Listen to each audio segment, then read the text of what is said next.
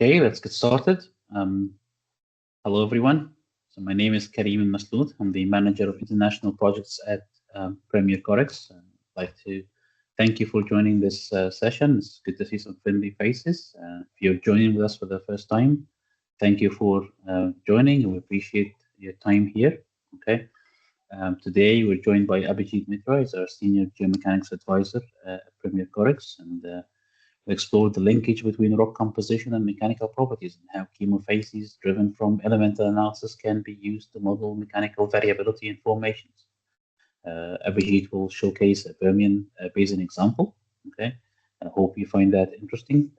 Um, these are some of the key takeaways on the screen there that you can get from this session, and we hope you find it useful. If this is your first time joining us, so just a few quick housekeeping rules. Please use the Q&A panel to submit your questions at any time. We will answer the questions at the end of the session. The session is being recorded. You'll receive a copy of the recording at the end of the meeting. Okay. The webinar will run for about 45 minutes, and then we'll have a Q&A section at the end. Okay. All attendees are muted during the webinar, so your audio is not enabled. Okay. If you have any questions, just put that in the Q&A section, please, not in the chat box. We appreciate that. Thank you. Finally, okay, today's speaker is just a small bio about Abhijit. So Abhijit has over 20 years of experience in the geomechanics of storage, injection, and production. In his current role, he advises operators on geomechanics data acquisition, program design, and integrated studies. He has previous experience working for different service companies, and he has contributed to technical symposiums, design, moderation, served as peer reviews as well, and PhD committees for petroleum engineering and geophysics in the US. Abhijit is a former section officer and section president of the SPE Geomechanics Technical Section. He holds a BSc and an MSc in mining and engineering, and a PhD in engineering science from Southern Illinois University. Abhijit, thank you very much for joining us today, and over to you. Okay.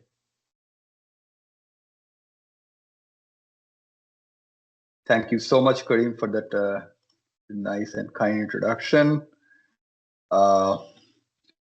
So, ladies and gentlemen, good evening, good afternoon, and good morning.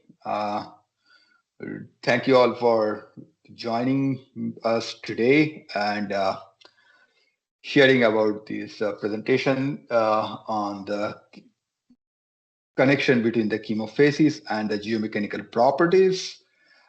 Since this is a webinar, I have not prepared any outline slides, so I will just tell you briefly what we are going to do. We will start about talking how we build a chemofacies model here in Premier Corex, and then we will directly go into show you some previous example data, and then we will directly go into the dataset, the Permian Basin example dataset that we promised in the title of the presentation, and then we will go into the geomechanics measurement part, and then we try to build the connection between the chemofacies and the geomechanics properties. And finally, we will show you example geomechanics model that built for this dataset that we are showing, and show you the linkages, and then talk about some of the implications and how we can actually use this relationship between the chemofacies and geomechanical properties in a practical point of view whenever we are trying to build a static or dynamic reservoir model, or whenever we are trying to, say, for example, doing a hydraulic fracture design or things like that. And I would like to also very briefly give out the motivation of this presentation that we are showing. So very often we do see that the core material, whether it is a whole core or a sidewall core, which is kind of key to do some geomechanics measurement, and that is essential because everybody in the industry, I guess, for the past 10 or 15 years, trying to get their hand on plug samples prepared of very small diameter, say 1 centimeter or smaller, and try to get representative geomechanics measurement out of those are mostly failing in various degrees. And I hope nobody in the audience takes an offense when I say that, but because I have been there, I have done that, and the results is mostly negative. There is very limited success. We may be successful for one kind of rock, but when the carbonate content goes from this much percent to that much percent, or if, for example, the clay content drops below a certain percent, we fail. So, like it or not, whole core and sidewall plug, these are still the main source of geomechanics measurement to provide you geomechanics property, which you then take to a wearable stability software or plug into a hydraulic fracturing simulator to do what you want to do. However, that kind of puts us in a position that we are sometimes in a data desert, which is not a good thing. So I was working with my colleagues here in Premier Corex who are basically doing organic geochemistry or social geochemistry for more than 25 years over the past 2-3 decades. If we can kind of use the chemofacies information or the rock composition information and use that to somehow infer the geomechanics data. So that is why we undertook this study, and that is what I am going to talk about today. So I guess with that, let me turn off my camera, and I believe you guys can all see my slides. So here I'm just telling you that this is how this is basically kind of giving you a background on the chemofacies modeling. So this is nothing but an effort to try and define geochemical units. And the way we do it, we actually use this hierarchical clustering. It's a clustering algorithm which gives you all these different, if you can follow my mouse, which will generate all these dendrograms. And most of you who have used some sort of petrophysics or geoscience software have seen things like that. So basically we build all these dendrograms, and then that allows us to clustering the data. And in this case, our data is actually measurements made directly from the XRF data. So all these different elemental composition, this is what we are measuring. And then after running this hierarchical clustering algorithm, we statistically group them into different geochemical unit. And if you follow over here, so this is actually not a increase in depth, but this is actually increase in dissimilarity between the different individual clusters or different individual groups. And that is how we build this chemofacies model. And then we actually have all these different pruning lines or cutting lines that is actually going through them. And these are kind of the boundary between individual chemofacies models. Let's show you an example. I think this one actually is from some shale reservoir in the East Texas. So here I'm just wanted to show you an example. So this was actually a lithofacies model, and then we kind of highlight on this part, and then here we are actually tying the lithofacies and all the different chemofacies. So for example, some of them is like more dolomitic and some of them are more siltier. So there is some sort of relationship that we built, and we paired the rock fabric and the chemofacies. And we wondered that if you can actually use this framework to build a regional predictive model. So this is something I wanted to show you. And then in another example, and this is probably still, this is probably an example for the West Texas, where we actually have this elemental composition on these tracks on the left. And then in Premier, we have this tool called Scratch Tester that we ran to kind of scan the core at inch resolution, the kind of the relative strength unit, and you will see that this inch scale resolution, there is such a high variability in the rock strength and how we kind of like show it, how it varies as a percentage of the total organic carbon or percentage of calcium or percentage of aluminum. And then obviously, if we actually take the resolution down, like upscale it to a foot resolution, then obviously the variability of the heterogeneity kind of drops. But then, I mean, we still have the relationship between the chemophysics and geomechanics. So that is why in this current study, we actually took it one step further. We actually did geomechanics measurement and tried to tie it back with the chemophysics. So these are actually some of the example core photos that we actually are showing you here. This is actually from carbonate sequence in the West Texas, and formation names there obviously. This is from the West Texas. The formation names I'm not. I'll be showing in the very next slide.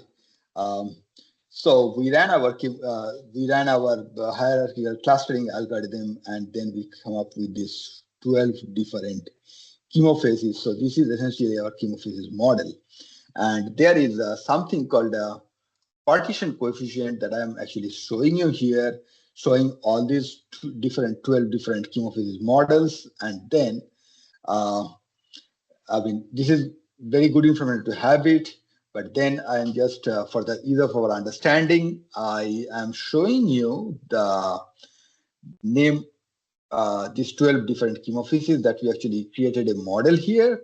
So I'm showing the name of each of them. And let me tell you one thing, this is kind of a random name. This is, say that this was a anoxic environment number 1, anoxic environment number 2, and things like that. So this is how we kind of build this chemofacies model. And if you ask me that, what if instead of 12, we could come up with a 10 or 8, will that be more accurate or less accurate? Or how much will be the error bar if we, instead of 12, we use 10 different chemofacies? Honestly, I will actually have to get back to our geochemist and then only be able to answer you. But this is what we actually have for this current sequence. I guess very quickly, I will be showing you the wireline data and the chemofacies model.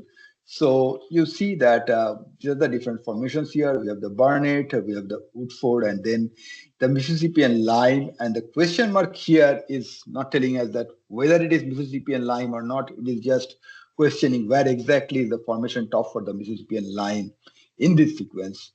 And then below that, we have the Woodford, and at the very bottom, we have the Devonian carbonate. So then you will see that, so for example, here, I'm showing the density and the sonic log, and you'll see that the density and sonic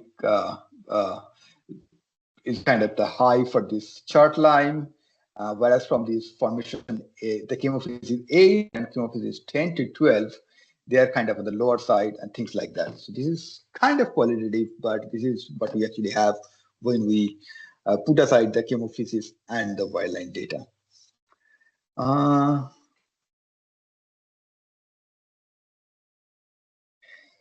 I guess next what I'm going to do is I'm going to introduce the geomechanics measurement side of this work.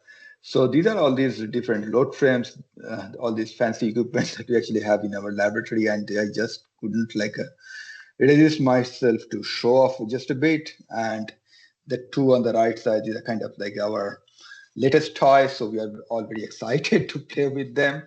But this is actually kind of anatomy of our geomechanics measurements. So we have this plug sample that actually sits sandwiched between these two metal end caps or platens. This plug sample is armed with deformation transducers, which will monitor the change in the sample length or plug length, or the change in the plug diameter throughout the entire duration of the experimental work. And then these end caps, they houses the ultrasonic or the piezoelectric crystals, which can actually shoot and receive ultrasonic waves, like a frequency close to a megahertz, so that we can actually get compressional and shear wave velocities through the plug samples. And obviously the purpose or the idea is to build a correlation between these laboratory measured ultrasonic velocities to the sonic log, so that we can actually upscale whatever we are measuring here in the laboratory into the sonic scale, or like in the entire log scale. So that is why we have all these different transducers, and then obviously there will be a load cell at the bottom, which kind of measures the axial load applied on the plug sample at any time. And then the entire thing actually goes into something that we call a pressure vessel, which is essentially this thing.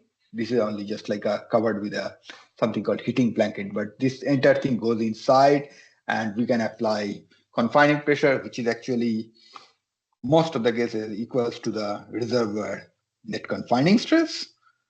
And then we actually do our measurement. And then how do we do our measurement? I think this cartoon on this slide, I will just tell you very briefly. This is how we are applying this reservoir net confining stress. We apply and keep it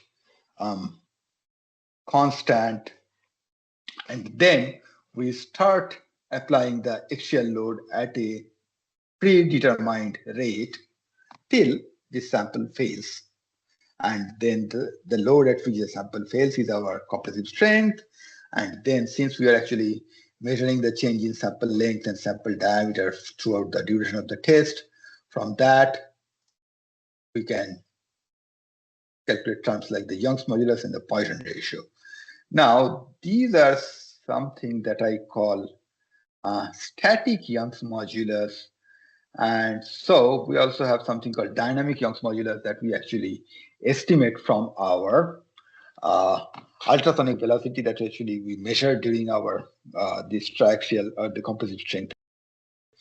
And the reason we use these two terms, static and dynamic, because one of them is a small strain and one of them is a large strain measurement. And dynamic means obviously there is a lot more changes, and static is it is not exactly static, it is quasi-static. But anyway, so just to kind of give you some explanation behind the terms that we are using and we will be using throughout the presentation today.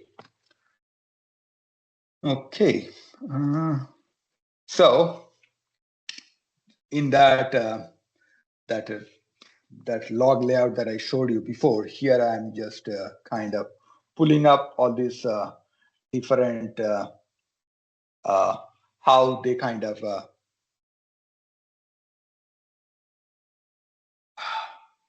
yes. So how kind of the measured rock strengths fare for all these different chemofacies.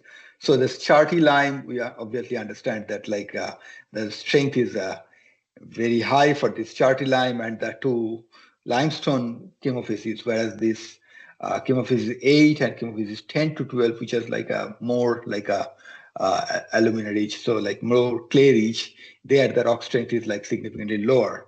And then also with few exceptions, in most of the cases, the strength measured on a plug drilled perpendicular to the bedding and the strength measured on a plug parallel to the bedding, they are very close with some exceptions or very few exceptions. And how the exception happens, this is actually kind of independent of the chemofacies model that I'm showing you here, but this is kind of what our observation is. Now comes the variability in the Young's modulus of the rock. So you will see that obviously, the Young's modulus kind of following the same pattern as the rock strength, which is obviously usual. So the line chart, the Young's modulus is very high. The clay-rich, the 8 and 10 to 12, the Young's modulus is quite lower. But then you will see in most of the cases, the even in the lime chart or the limestone intervals, the two Young's modulus. So I'm sorry that the font size is like a very small, but this is what you kind of get from a obtained from a log software, like a log display software. So the green squares there, those are the Young's modulus measured parallel to bedding, and the pink one is actually measured perpendicular to the bedding. And typically the measurement parallel to the bedding is always supposed to be higher, and they are. It is just that, like, say, for example, at the topmost point, there is a quite a bit of difference between the the parallel and the perpendicular to the bedding measurement, whereas here that difference is like a lot lower and things like that. So typically we expect them to be the difference between the two to be large for more clay-rich chemofacies, or where we have a more alumina. But here, even in the chart line, I see in one of them there is a sorry, my bad, quite a bit of difference. Now, I just wanted to talk about the dynamic mechanical property. So, like I was explaining when I was showing you the schematic diagram of our experimental setup, we actually have one compressional and two shear wave transducers. Now, we put two shear wave transducers in such a way that they are polarized in orientation 90 degrees to each other. So, if there is an oriented sample, and orientation can be because of presence of laminations, presence of microcracks, we can actually see a fast and slow shear.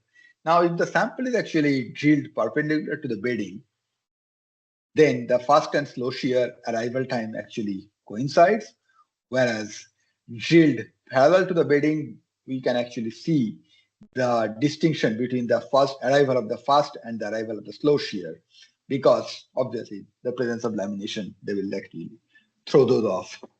That's why we see the difference. So I just wanted to highlight that.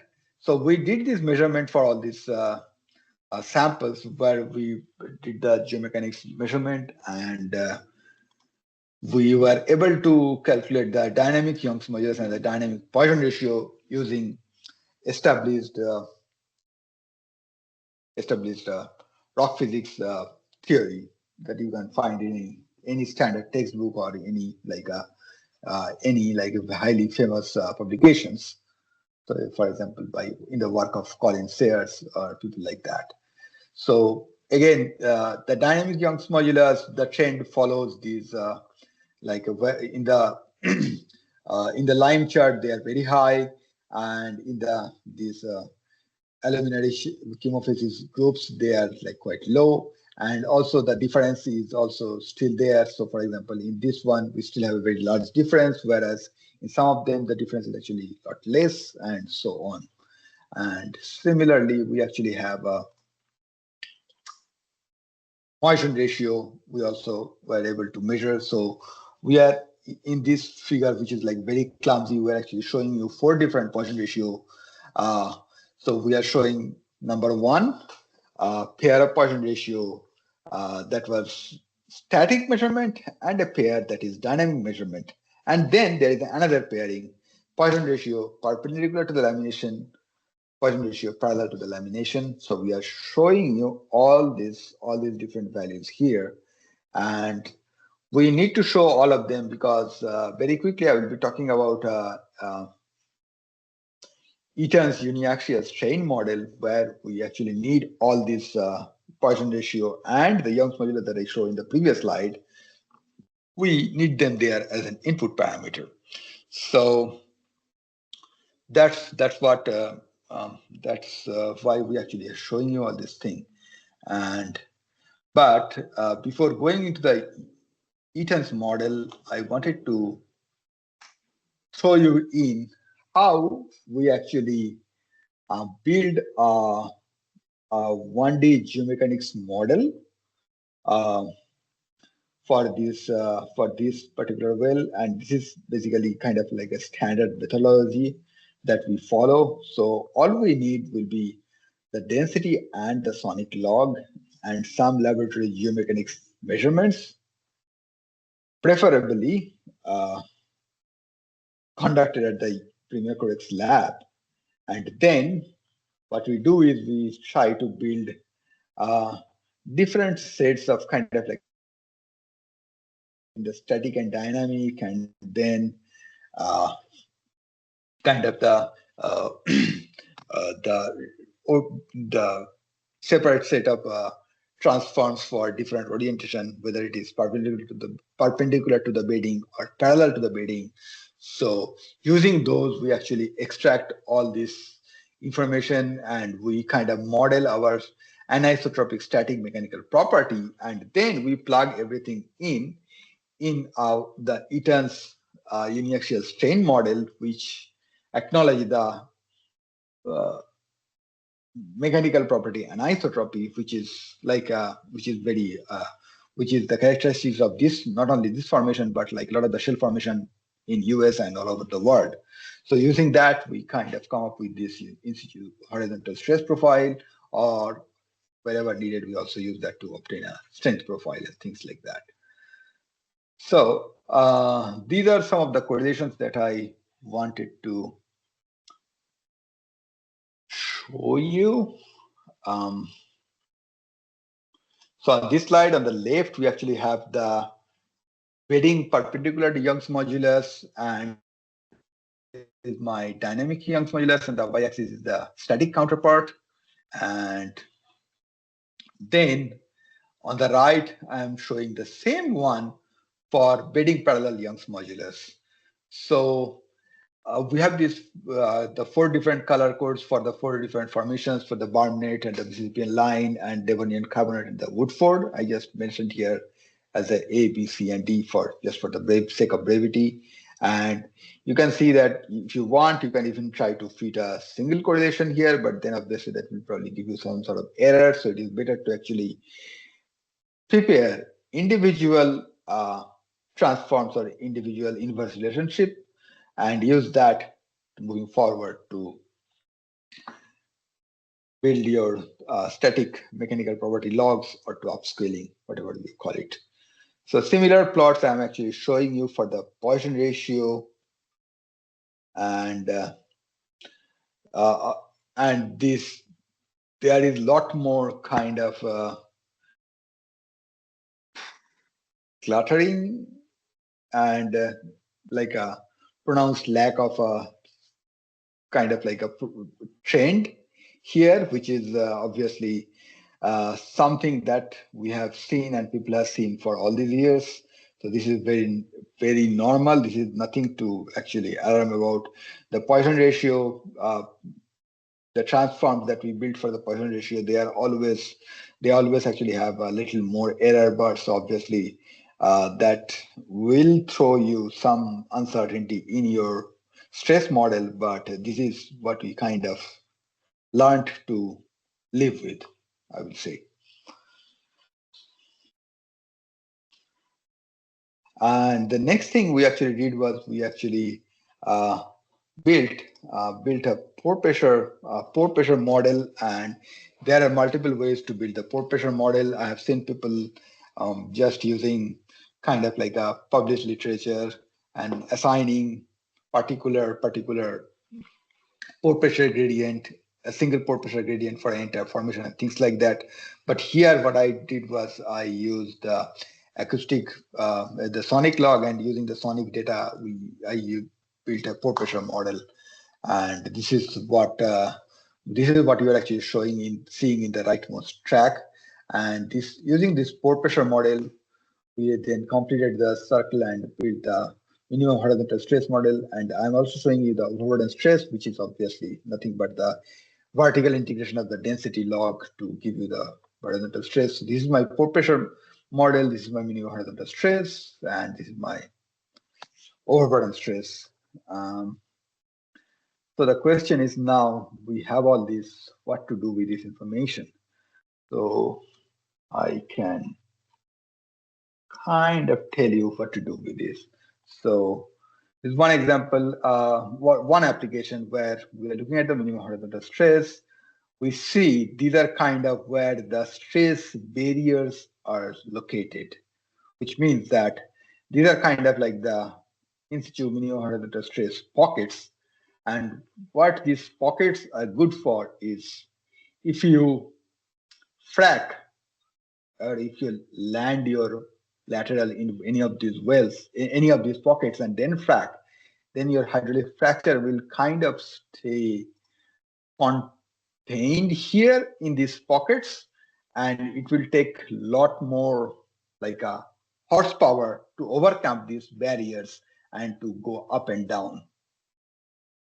Whereas if you actually place your lateral in one of these barriers, in this one, or even worse, if you put it on somewhere over here, then all the horsepower you are doing it, all the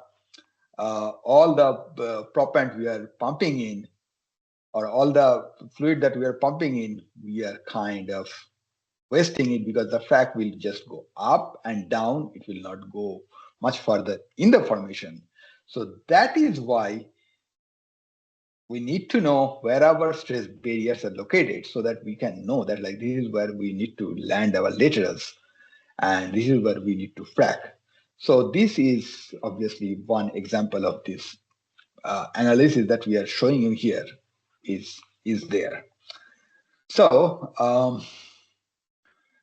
I think I don't have much more to show other than another very small thing, which is let me kind of like concentrate in this stress pocket here and then blow it in. So this is what I'm like looking into, and this is kind of how I decided my lateral to be going into.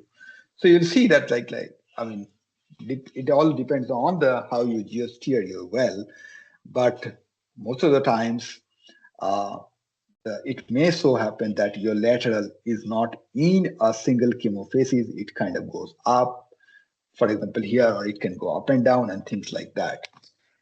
Now, since we actually have the ability to assign mechanical properties to all these different chemofacies, so this information not only helps you to kind of locate your stress barriers or stress pockets, but it also helps you assign how your mechanical properties changes along your lateral. And these, as some of my colleagues in the engineering side of the company will tell you, is actually a gold mine of information, because this will tell you which perforation will be working, which stage will be producing more, where it will be more easier to frac, which perforation there will be less erosion, and which perforation will take more of your sand particles. And if any of my colleagues from the engineering team is in here, I mean, they can obviously add any comment at the end of the discussion, but this is a very valuable information. And that is why we wanted to show this analysis to everybody. And we will be actually kind of rehearsing with some additional data, the same talk. It has been accepted in the URTech conference that is going to happen in Houston in the June. And we will hope to show everyone some more data. But this is what I wanted to show you. And then finally, coming back to the scenario where we don't have enough whole core or plug samples, if we have some sort of other rock samples, say for example cuttings, and we do have some correlation between the chemofacies and the geomechanics properties for that basin, we can actually even use the cuttings data to provide some geomechanics information.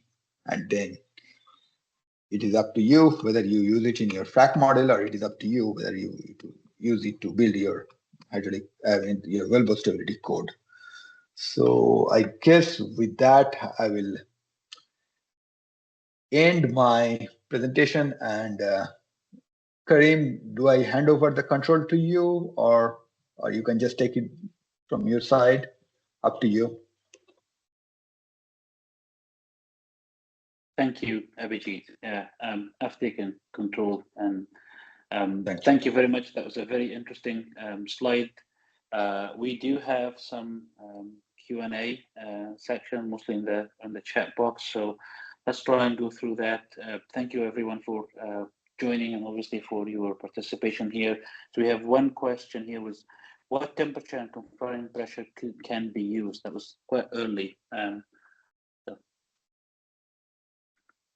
I don't know if you can answer that from that perspective, from that point, or do you want me clarification on? No, I do I did saw that question to pop up, so I can let me answer this. So Okay. typically we go up to 10,000 psi confining, but then in one of our systems we do have the ability to go higher up to 15,000 psi.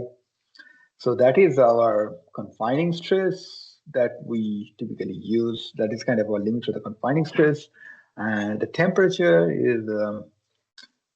This is something I always get confused, so I'll be very careful. This one, right now, the limit is 200 F, 200 degree Fahrenheit. So that's like something around 110 degrees centigrade. So that's our limit in the temperature and confining pressure.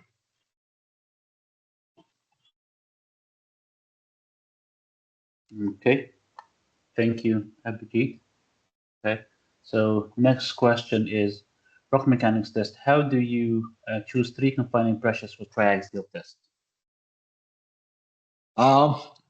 First of all, let me just spend a little more time on this one. So first of all, we really don't need to do 3 different confining pressure. Typically, whenever we are trying to do this kind of analysis, we only need to have one single confining pressure, which is equal to the reservoir net confining stress, because we are interested to measure the rock strength and the Young's modulus and the Poisson ratio at the reservoir net confining stress, because that is what most of the times you will be needed to build your model. However, strength and to a larger extent the Young's modulus and the Poisson ratio, they are function of the net confining stress. And that is why, suppose you are trying to model a depleted reservoir, you need to have a different confining stress be applied. And then there is another different scenario where you need to have specifically the 3 different confining stress is you are trying to build your failure envelope, because that will give you your friction angle, that will give you your cohesion. And then those parameters you can actually, you need to plug in your geomechanics modeling software. So what we can do is we first can estimate our net confining stress value, and then we can take say 30% of that value, 60 or 35% of that value, 65% of that value, and then the entire net confining stress as my 3 different confining pressure. So that's how we can actually go about that one. Okay, thank you, Abhijit. So another question is, can you tell me about the logging method difference in cased hole and open hole wells? Just like a wild logging question. Yeah. Yes, I wish I could fill this question. Yeah. This is more like a. Yeah, it sounds like a wild logging question. Right. Maybe clarify your question. But one thing, if you, yeah. One thing I can certainly tell that people run this weld line logging tool to obtain the density and sonic, mostly in the open hole condition. Cased hole you may run, but based on my understanding, because of the casing and the cement and behind the casing, you will obviously not be able to obtain the formation properties, which is what your density and sonic log is. So my understanding, it is you need to do this in the open hole condition. Yeah. Okay. So another question: seem like bedding direction effect on Young's modulus than Poisson ratio.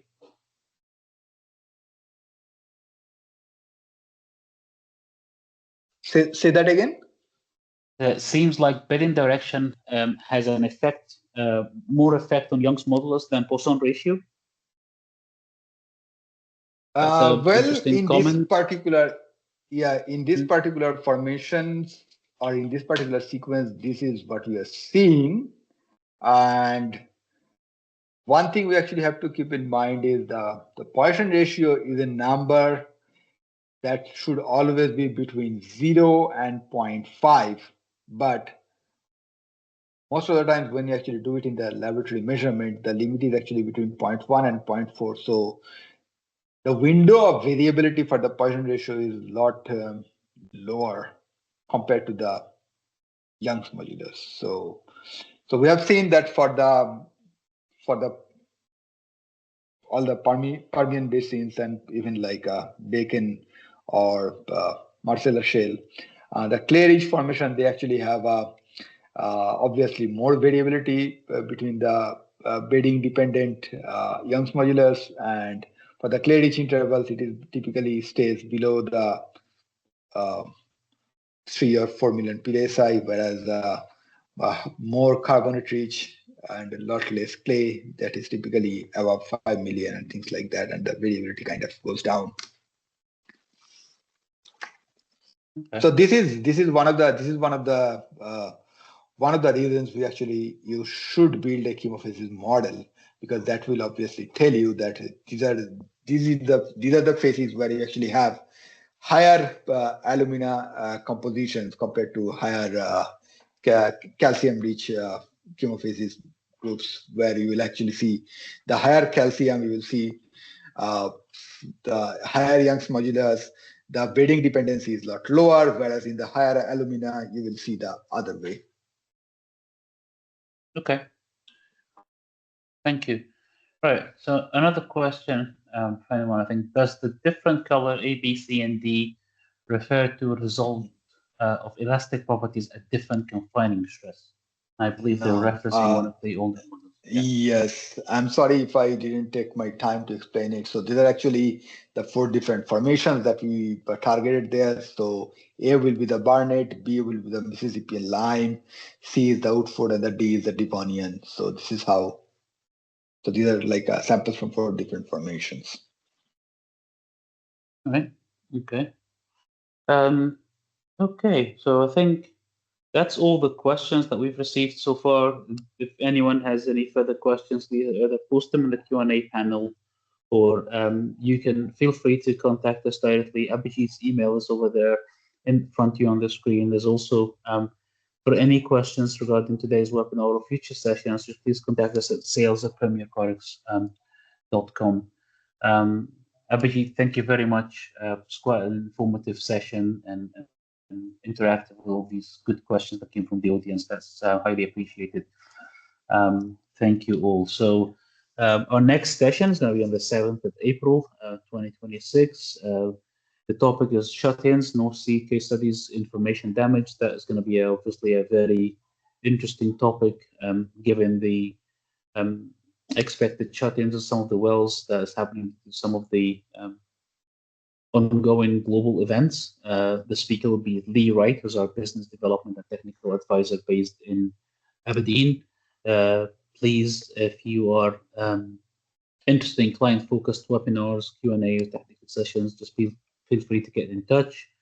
Follow us on our LinkedIn page for more updates on our events and our future webinars. And you will get a copy of this webinar for the recording. However, if you'd like to follow our YouTube channel, you'll be able to see all our previous webinars and future webinars as well. All the recordings are uploaded on that channel. Thank you very much for your time, and we appreciate your presence, and we hope to see you again on our future sessions. And with that, I conclude the meeting, and we're a bit early, but thank you all for joining. Appreciate it.